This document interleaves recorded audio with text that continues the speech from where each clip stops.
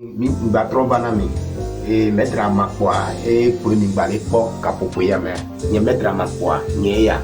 e ngbajibe ngbatro punamino nenebe amasioji amasi kede le fie oyona be erni miami yona be akulili kafla oyona be akulili e wa meke eni le dompona e eni a de nona e khekhen de chanona odome ekegbe le dompona kwa mi jagbagba mi akpo eni bia masin ya mi jagbagba ne mi appelé wa meke eni ale dompona obe opération alo obeleke alo etompo dona fifia e o 20 ans e o mbule porta na àwọn melano go boto melano go e eni be do lele poya mi jagbagba eni bia masin ya e ya nde pepe mba yeju ejo kwa o la to zanzan o zen de otem deux vers le dikwa evo eni bia masin eke amesiame plena le bonya ekoya ne mi gbeza eni bia masin kwa kan jibe mettre ma pan kan jibe elajo donc ane mi ne pom ka popoya me ne wa meke odo eni be problème et akulik bole de funa wa jagbagba ne appelé eni be amasia et ya ele fie amesiame nya ne mi jibe mi appelé mi do kamena mettre ma ko nso funa esi ya oyorambe lo agbenyefa l'eau à Benyefa, ma vie est belle. Kafla, et nous les Djorodjo, allo, on les peut fou, allo, toi, fide pépé à zéro, o ya fide pépé à zéro, ne pépé tombe les nao. Et si y a des, et Joa, on l'a appelé, les mettre à ma coupe, hôtel à fide pépé à ma soloda, hôtel les yovode, au rien, les nembessiens, ma soloda, au yifon, au les yovode, au les peu fou, au les doya. Chance moule agbo chance da agbo moule huna agbo ganke la huna la poka la podo la pongo ya moule huna jagbagba ni appelé lo agbenyefa o ple lo agbenyefa kwa ana ku lo sileleme o ku vide de me kwa la no le ku vide de me kwa la no nene o la no kakana une semaine kwa nkane jibe e fu pepe ke le jua e keke la jo donc a lo agbenyefa ebe siya nen jo le funwa kafla miano se gado mea mponampodo e jonuji jonu ya mponampodo jonuji nami oyorambe jonu la peine amoureuse e mia dada e miano wa meke umdona unsube chanso yobo deole ke ova ifunwa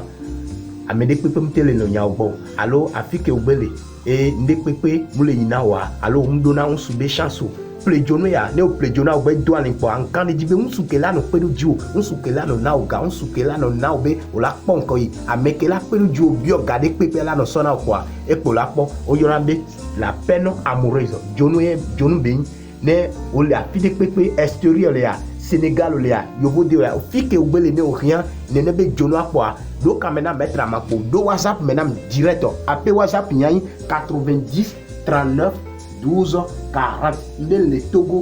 Togo fique le agwe échangeur ne mi valo agwe échangeur comme quoi sous le changeur ne mi valo fun quoi mi tot téléphone quoi il a pour kana mettre ma quoi ma don de vieux o la va fun la promis donc ane nsofun zandea ma va comprendre mi do amas de charge le pied o yora be épilepsie kafla ewa épilepsie a et donner le kewa adigbo yami lona be adingbe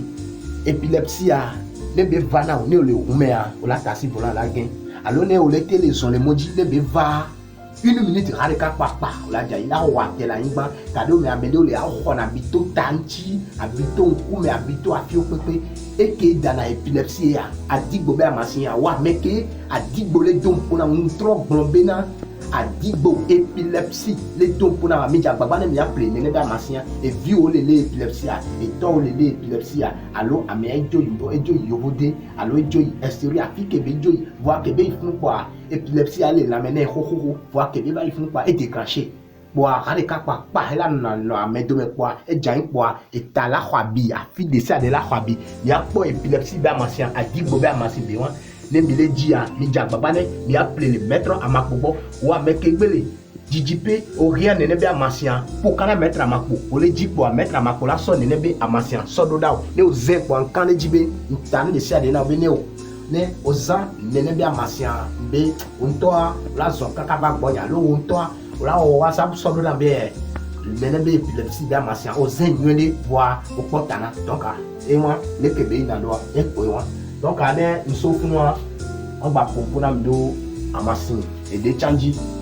kafra de le fie oyona be hémorroïde kafra hémorroïde be amasia ele metro amakugbo wa meke koko le de funao koko be hémorroïde interne ou externe elle khekhen alo le podome et ne be déclencher quoi ça dit omte na gazé o gazé quoi et on dédé omte duna no chao allo ele nkubiji na nkubila no je allo ede na funa quoi de tome o la no critome la no critome la no critome ele tango me na awo e moroida e be amasi e koya ni poyone de hémorroïde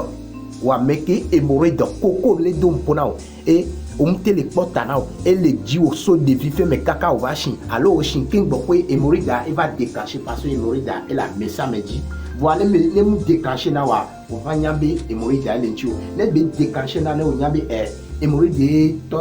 mpodo la mpo mi jamba ba ne mi apre hémorroïde be amasia et pour ya ne o gwe ple quoi au to zanza kwa kan di be ne be problème et la violentio donc amasi ko ni rambe hémorroïde et be amasia et de tient les filles mais après on aura hyper ou hypotension et quoi kafra et ameke lele hypotension be de lele abo alo ata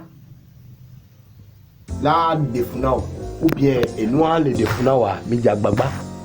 mi ameke le po mettre amako kapopo ye me a mi jagbagba mi ape hypotension mi atode o le a kafra ele do kaka kwa tension va kwa abolaku alo ele do kaka kwa tension va kwa atalaku ela klibo la chi hormone oya yona be hypotension tension ke gbe le dom ponao et o le pe fu le tension be do le ame alo o mte le zoa ke gbokwe ano zo kwa epo la no le ke gbokwe la no zo mi ja gbagba ne mi apre hypo be tension et le mettre à ma popo donc